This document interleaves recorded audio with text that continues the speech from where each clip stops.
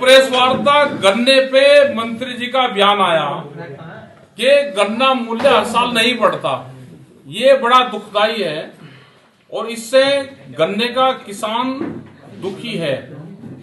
एक तरह का मंत्रियों के जो बयान अगर आएंगे ऐसे तो लोग हताश होंगे।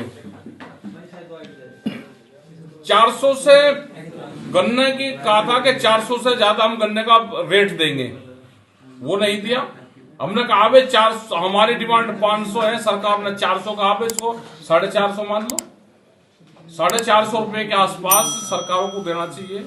पिछले साल का गन्ना भुगतान अभी तक नहीं हुआ। बहुत सी शुगर फैक्ट्री हैं, वे बजाज की हैं, सिंभावली है, मोदी है और कई ग्रुप है जिनका पिछले साल का भी पैसा रुका हुआ है, लेकिन सरकार के लखनऊ के कागजों में वो भुगतान होगा, थोड़ा ही रह रहा 2-3%।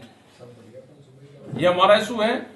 किसान कर्जे में है, उसका कर्जा माफ होना चाहिए। डीएपी खाद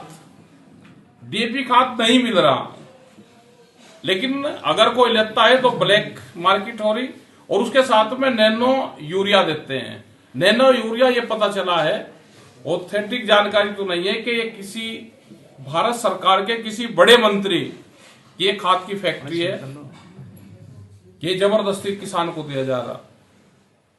एमएसपी गारंटी कानून, स्वामीनाथन कमेटी की report,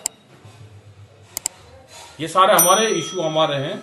GM seed, genetically modified seed, ये इशू हमारे हैं।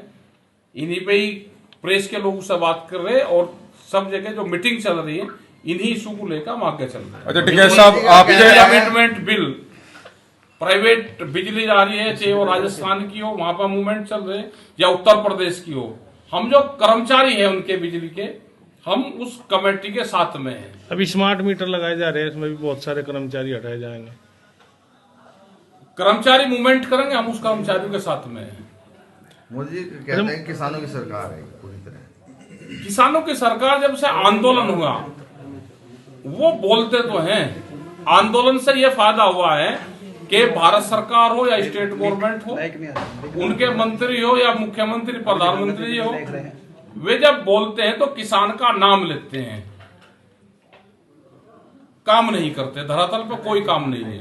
जमीन बहुत स्पीड से किसान की जमीन छीननी जा रही है, वो चाहे रोड के नाम पे हो, वो इंडस्ट्रीज के नाम हो। सर्कुलेट नहीं बढ़ेगा, क्योंकि जो 2013 का भूमि अधिग्रहण एक्ट है उसमें सर्कुलेट का 4 गुना है। सर्कुलेट बढ़ेगा तो 2 रुपया किसान के अकाउंट में जाएगा। सर्कुलेट नहीं बढ़ा रहे, जमीन छीनने का काम कर रहे, तो ये बड़ी समस्या पूरे देश भर की है। ठीक है साहब, आपके पुराने साथी रहे हैं कुछ किसान संगठन के लोग, आपकी संपत्ति पर लगातार सवाल उठाते हैं। संपत्ति भाई 10% संपत्ति बता के 10% तो भी दे जाओ, 30% टैक्स दे जाओ, जो कुछ बचा हमारी दे जाओ। हाँ, अच्छा, right to education, right to health की बात कर रहे हैं, तो राइट किस तरह का काम? नया इशू है।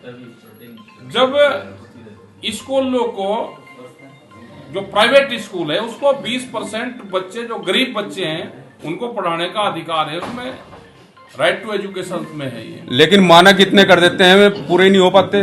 मानक हो जाएंगे, उसकी शुरुआत होगी। बाराबंकी से वहां की एक पूरी टीम उसमें लगा दी और वहां से लखनऊ से उसकी शुरुआत कर रहे।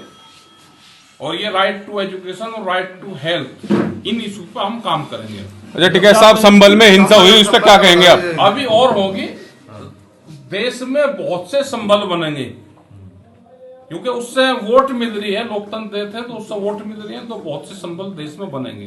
राजा का जो हुक्म है भाई मानना पड़ेगा सबको, पुलिस फोर्स को भी मानना पड़ेगा, राजा का हुक्म है। नहीं, अभी अजमेर शरीफ का बता दिया कि मंदिर है, अभी और आएंगे, आज तो और आएंगे। मोरना मिल के विस्तारीकरण की मांग है, लगातार उठती आ रही है और सरकार मरम्मत करा रही, किसान विस्तारीकरण मांग रहे, किसान मांग रहे, वहां के क्षेत्र की जरूरत है वो, लेकिन इनको तो ये खत्म करना है। बाहर से रो शुगर मंगवाएंगे, इन शुगर फैक्ट्री को खत्म करेंगे।